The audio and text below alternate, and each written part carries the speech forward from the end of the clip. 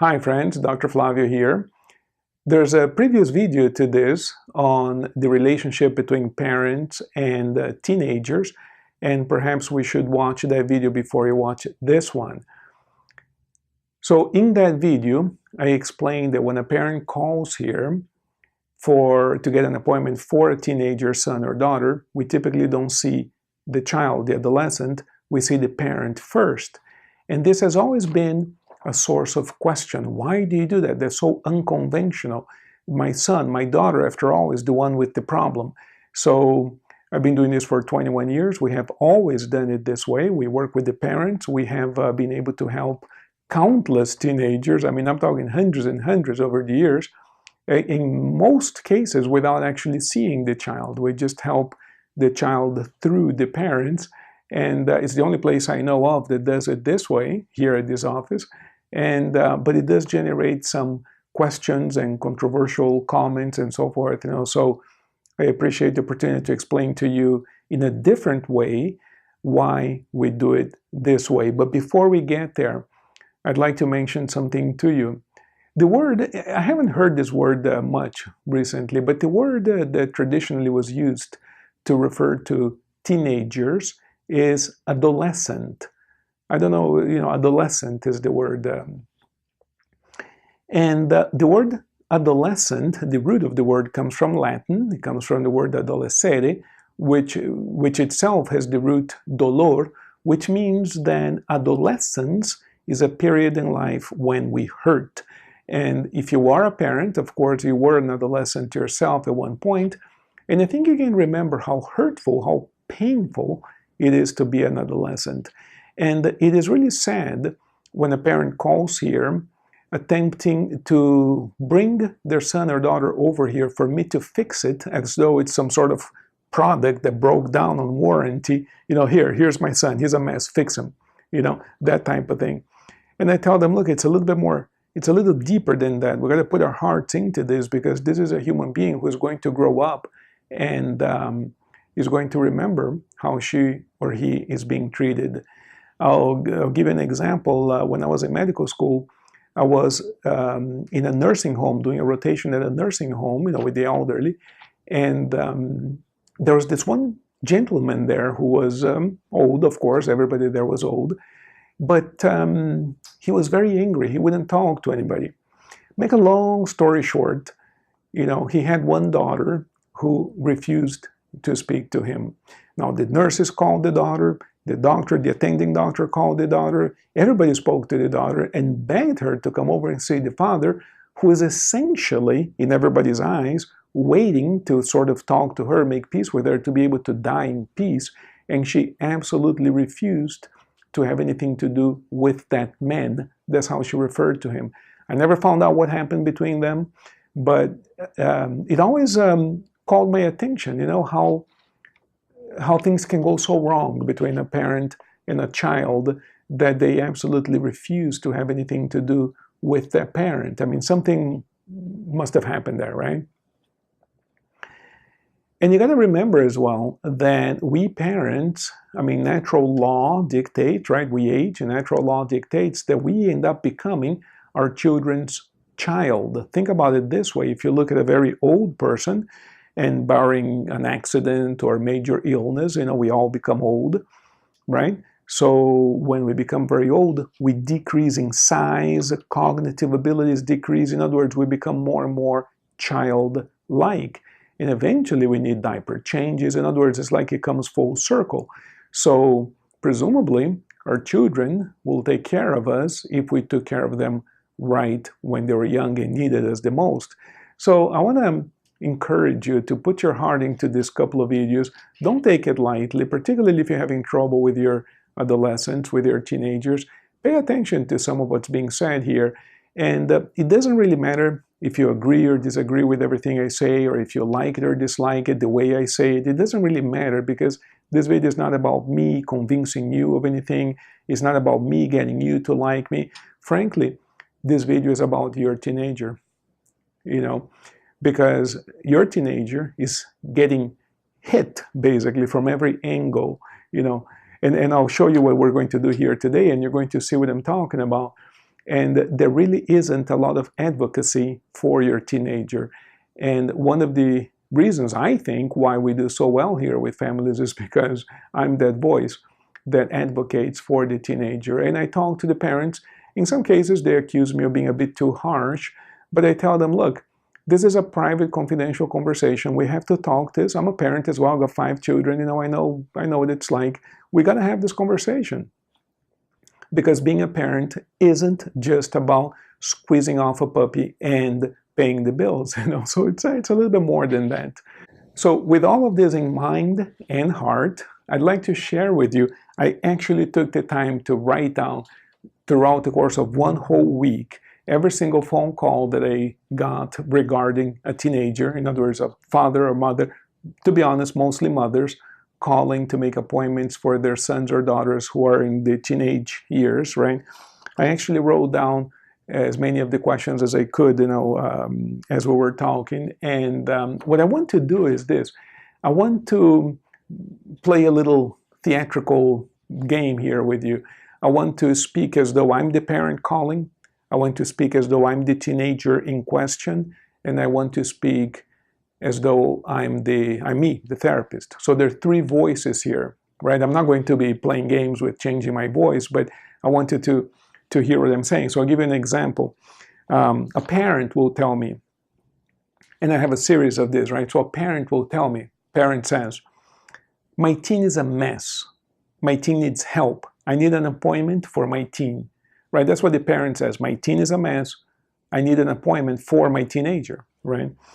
The teenager comes over, if I were to receive that teenager here, as I have done on occasion, and the teenager says, sure, I got some issues, I got some problems, of course, I got all kinds of problems. I got these homework things, I got these teachers who have it against me, I got problems, sure. But dude, this is exactly how they say sometimes, but dude, you gotta check out my parents. They're totally crazy. Sometimes they use other words as well that begin with the letter F.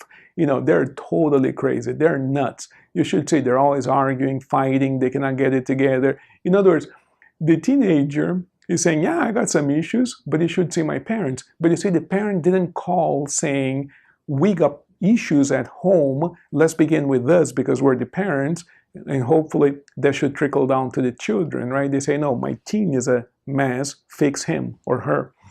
So then I say, in a situation like this, I say, look, I'm a parent as well. It is natural to seek therapy for your child when you believe there's a problem. It's perfectly natural. Your care and concern is laudable. I applaud you. It's awesome that you're concerned and you're willing to bring your son or daughter to therapy. I'm sure you love your teen a whole lot. But remember that in every relationship, including parent-child, it takes 2 to tango. And children are by far a reflection of their parents. In other words, people say, well, they're not very well educated. And I say, well, who educated them? You're the parent. Well, they don't have any manners. Well, who taught them manners? You're the parent. In other words, again, I'm a parent, and this is not about attacking or coming across as being mean, but we have to talk about these things, right? So let's go to another one. Parent says, he has to go to therapy whether he wants to or not. My house, my rules. Another expression I hear is, hey, we practice the golden rule at my house. Whoever has the gold rules. I hear this frequently, right? So my son or daughter is a mess. They gotta go to therapy. I pay the bills. I bring him to therapy. You fix him, right? Teenager comes over and says to me, dude, it doesn't matter. I'll sit here for an hour if I have to, a couple times a week, every day, once a week, once every 2 weeks. It doesn't matter, If that's what my parents want me to do, it's like detention at school. It's like jail time for juveniles. They'll come over here. They'll sit down, and most of these kids are actually really interesting. That's why I don't do it. But if I were to do it, it would actually be awesome entertainment for me. They can teach me all kinds of tricks about how to get more views on YouTube because they typically know more than us. In other words, it's just not that we're not getting anywhere with that kind of attitude, right? So then I say to the parent, taking your teen to an office for therapy involuntarily is analogous to taking a radio to a technician for repairs. At best, it is very demeaning to your son or daughter. It's like the message there is, look, you're messed up. I'm going to take you somewhere to be repaired. Your teen is not stupid, and he's seeing what's going around with you and at home, and he sees that the problems are multifaceted, and he also sees that you're not doing much to fix your end of the spectrum, and you want to fix or change him or her. So by definition, when you do it this way, you lose even more whatever shred of respect you had left from your teen. All right, because you're not being a leader, you're not being a parent. All right, so next one. Oh, my teen has asked for help. Please give me the appointment. He has asked for help. He asked me to make the appointment. Teenager comes over and says, of course I said that. I had to say that to get her off my back. You know, she's been bugging me for 6 weeks that I have to go into therapy. Eventually I said, sure, Mom, make the appointment. Mom interprets, oh, he's ready for help. He's asking for help. He doesn't think he needs the help. He's not ready for anything. There's no, you know, this is an illusion that you created in your head. So I say, and again, you know, I kind of laugh at myself because I took some notes here. And I say, how come you seem so eager to delegate part of the parenting load upon a paid therapist? In other words, parents are eager to bring their kids here for me to fix them. You know, it's almost as if you're throwing in the towel. I can't really be a parent. I'm not interested in learning or becoming better. So let me throw in the towel. Here, I pay you, you fix my kid. You know, what your kid needs is you. And it needs, you know, your kid needs to see some changes from you, some sort of leadership there. So parent says, my teen clearly does have a problem. The school counselor said so.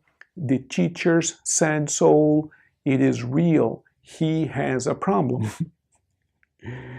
Teenager comes over and says, yeah, my mom and dad are also full of problems. And then I say, I laugh a little because, I mean, if I were you listening to this, I would be laughing too. It's a little too weird. But listen, I say to the parent, okay, so the school counselor evaluated your son or daughter and said that he or she has a problem. Okay. Have you been professionally evaluated and found to be entirely free of problems? And furthermore, have you been found to be a perfect parent in every regard? People listen to the question and they laugh at me. They go, what? What? They don't even get the question. What are you asking me? It's like the question is so profoundly real and important that most people don't even hear it. What? What did he say? I said, yeah, you're telling me that your son clearly has a problem because the school counselor said so. And I accept that. My question is, have you been competently evaluated by a competent professional and found to be entirely free of problems? And furthermore, have you been found to be a perfect parent? It takes a few tries for the person to get the gist of the question and eventually say, oh, of course not. I say, exactly, so why don't we start with you? You see where I'm going with this? All right, so next one. Parent will say to me, but my teen is the one with the problem. Why should I go in? I say, if you cannot see how you are a part in some way of what is happening, or if you're eager to conclude that the problem is unilaterally on your teenager, I can only imagine how the other relationships in your life go. Let me ask you a question. If we were talking about your personal relationship, like a marriage or a work relationship or any other relationship with another adult, do you think you could get away with this unilateral thing, only he has a problem or only she has a problem? Do you think you could get away with that with another adult, or do we take advantage of our children and saying only he has a problem? In other words, the very fact that a parent will call me up and basically place all of the blame of the problem on the child. You know, it's very rare that a parent will call up and say, look, we got some problems at home. I realize I'm kind of a mess. I don't know what to do. Help me out. Find within myself what I can do to improve the situation. That's rare. So when a parent says, look, my son has a problem, and I say, do you? No, I'm calling about my son. No, I heard you. Do you have a problem? No, no, no, no, I don't. I'm okay, or whatever. I can figure myself out. The problem is my son here. All right. So if you're not willing to look at yourself, I can imagine how the rest of your relationships go. And I can tell you, with all due respect, they're all a mess. Until we learn that it takes two to tango. In other words, the relationship is a reflection of you as well. Your children are, to a large extent, not entirely, but to a large extent, a reflection of you as well.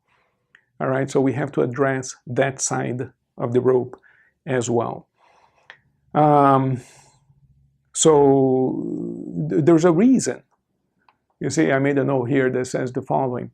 There's a reason why you, the parent, have the parents that you got. You got your parents for a reason. Those two parents that you have are not an accident of the cosmic. In other words, your parents are perfect for you, and this is a subject for another video. But just as your parents were perfect for you, your children are perfect for you as well. There's a lesson there. So we have to look at your children as, in some way, being part of a greater purpose, right? It's part of a greater purpose for your life, and you have to begin to look at your life differently. And above all, please remember that you are a teenager as well. So parent says, but if we both have a problem, let's start with my teenager. My child is the priority. Have you ever flown in a commercial airplane and they say that, if the cabin pressure drops, there was a case recently in the news, and then the oxygen masks drop. And they say, look, if you're traveling with an infant or a disabled person, put the mask on you first. This is a principle of life. You have to help yourself first to then be able to help other people. So this business that, yeah, we both have a problem, I get that, but my priority is my teenager, son or daughter, let's start there. That doesn't work either, okay? And I say, you're the parent, you must lead by example. If you're not willing to change, this business about the priority, we only have money to address one of us, all of this is a this just excuses, just, and your kid sees right through you. In other words, you're just not willing to face up to certain issues and fix them. So you prefer to project your own pain onto your children, whom you think are defenseless, who are going to grow up and look back at you, right? We prefer to do it this way. And then we say, no, he's my priority, fix him first. And I say, no. Let's talk you and I first. Because I want you to succeed as a parent. I don't want you to grow up and be that parent that I saw at the nursing home who couldn't even die because his daughter wouldn't talk to him. I want you to succeed as a parent. And I'm going to help you lead by example. You are going to change, and your son or daughter are going to be inspired by your leadership. So we're not going to dodge the issue or avoid changes that you know are long overdue. And yes, in this denial, which that's what this is, denial, you are blaming the kid. And that's how the kid is hearing it, and that's how I hear it, and that's how everybody else sees it. And the worst thing I wrote down here is that your teenager sees right through you. You're losing their respect. And you know that. That's why you're calling the office. So we're not going to gain their respect back by doing more of what doesn't work. We're going to start doing things right. All right, so let's go to another one. How are you going to tell me how to parent my child? That's a good question, actually. I don't take offense with any of this. I totally appreciate the question. And the answer is I don't. I don't know how to parent your child. I barely know how to parent my own children. And I got 5 of them. That's not how this works. What I do is I help you get in touch with the part of you that is real. I help you relax and get in touch with the real part of you, because that part of you does know what needs to change in order for the household to be better, in order for your teens to be better. I have done this thousands of times. Thousands, 21 years, thousands of times, proven track record. This is not a theory or hypothesis. This is what we do for a living 6 days a week for years, year in, year out. It's absolutely just as I describe it is. You know deep inside of you what changes need to happen, and I just help you get there, and I help you implement those changes. So I'm not here to tell you how to parent your child. I'm here to help you do what ultimately you already know you should be doing but haven't. Last one, I think. So, if you're telling me that I must come in, are you saying that my child is perfect? Are you saying that my child has no problem? The school counselor says he has a problem, you're saying he has no problem. I said, dude, I don't even know your child. I'm not saying that at all. And let's quit playing games here. What I'm saying to you is you're the parent, grow up, take responsibility, fix what you know you have to fix, and your son or daughter will be inspired by you. Because you're owning the problem, you're taking responsibility, and you're leading by example. That's what I'm talking about. And then, well, what if I make all those changes, people ask me, and my son or daughter still has a problem? Well, it's possible, of course, and we can help him later, but it's so easy to help him later when he has already been led by example by you, you see? So the younger the child is, the less likely that will be needed, because they just learn by example so much, they soak it up from you so much. But sometimes in their late teen years, sometimes we have to clean up a couple details with hypnosis if they want to, if it's necessary. But it's very easy to do so because by then everything is so smooth already, right? They've already seen you and they're just bouncing off of your own success as a parent. So that's easy. But I want to close by telling you this. Those children, I remember when my oldest daughter, my first daughter was very, very young. A friend of mine, also a therapist, told me once, I was very stressed out, and I totally get it. It's not easy. The bills, the children, going to the school, talking to the teacher, all the stuff that goes on, right? I totally get that. And I was a little overwhelmed, plus you have the whole marital thing to take care of and all the other things going on in your life, right? So work and whatever. So I remember being a little overwhelmed, and a friend of mine, talking to a friend who's a therapist, and she says, listen, when the children are young, the days are very long, but the years are so short. And that child has already become an adult, gone off to college, that baby that I was telling you about, and I realized how short those years are and how much I crave just holding her every now and then. But she's busy now. She has her own life, right? Look up the song Cats in the Cradle. Look it up on YouTube. They grow up really fast, and then we're going to be craving being more with them. The time that you have with your teenagers, the time that you have with your children is very precious. And I want to help you make the best of it. Develop a lasting relationship, a loving bond between you and your children. We have to start with you. So if this appeals to you, give me a call. We'll talk more about this and we'll set you up on the right path. Been doing this for a long time and I want you to have the same benefit. Thank you.